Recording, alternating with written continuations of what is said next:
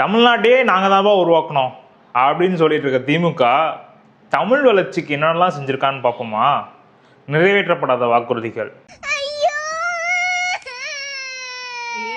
அரசியலமைப்பு சட்டத்தில் பொதுப்பட்டியலில் இருக்க கல்வித்துறையை மாநில பட்டியலுக்கு மாற்றப்படும் சொன்னாங்க. செஞ்சாங்களா? இல்லையே. தமிழ் உள்ளிட்ட அனைத்து மாநில மொழிகளையும் தேசிய ஆட்சி மொழியாக மாற்ற மத்திய அரசை வலியுறுத்தப்படும் சொன்னாங்க. வலியுறுத்தினாங்களா? சும்மா ஒரு லெட்டரை போட்டுவிட்டு இங்கே உட்காந்துருந்தாங்க ஏசி ரூமில். நீங்கள் தான் போய் ஃபைட் பண்ணணும், அதுவும் எதுவும் பண்ணலை.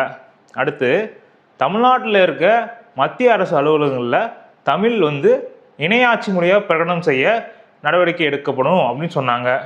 அதையும் ஒன்றும் பண்ணலை. அப்புறம் சென்னையில் இருக்க உயர்நீதிமன்றத்தில் தமிழ் வழக்காடு மொழியாக மாற்றப்படும் அப்படின்னு சொன்னாங்க.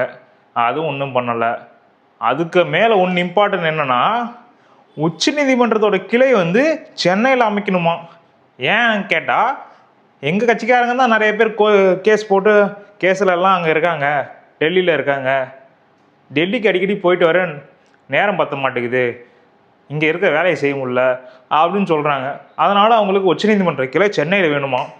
அப்போ ஈஸியாக கேஸை போயிட்டு பணத்தை கொடுத்து கரெக்ட் பண்ணிடலாம்ல. இதெல்லாம் இப்படி சொல்லியிருக்காங்க. இன்னும் அடுத்த காணொலியில் தொடர்ச்சியாக பார்ப்போம். நன்றி.